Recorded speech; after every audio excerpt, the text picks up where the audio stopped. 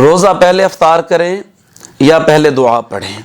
होता यह है कि हम अफ्तार बाद में करते हैं, दुआ पहले पढ़ते हैं। हालांकि जो दुआ के लफ्ज़ हैं वो ये बताते हैं कि पहले अफ्तार करें फिर दुआ पढ़ें, जैसा कि अल्लाहुम्मा इन्नी लका सुम्तु व बिका आमनतु व अलैका तवक्कलतु व अला रिज़्क़िका अफ़्तरतु, कि अल्लाह मैंने तेरे ही रज़ा के लिए रोज़ा रखा और मैं तुझ पर ईमान लाया और मैंने तेरी ज़ात पर भरोसा किया और मैंने तेरे दिए हुए रिस्क से अफ्तार किया।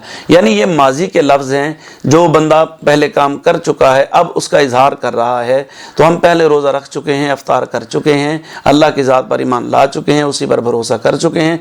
तो अब हमें ये दुआ मांगनी चाहिए। ये जो दुआ हम मांग रहे हैं इसका मफहूम यही बताता है कि पहले अफ्तार बाद में दुआ। हाँ, इसमें कोई हर्ज नहीं है और ये सुन्नत भी है कि जब हम अफ्तार करें या उसके अलावा जब भी कुछ खाना पीना होता है तो उससे पहले हम दुआ पढ़ते हैं, बिस्मिल्लाहिर्रहमानिर्रहीम बिस्मिल्लाहिल्लज़ी ला यदुर्रु मअ इस्मिही शैउन फिल अर्दि वला फिस समाइ व हुवस समीउल अलीम, या इसके अलावा आप पढ़ सकते हैं बिस्मिल्लाहि व अला बरकतिल्लाह।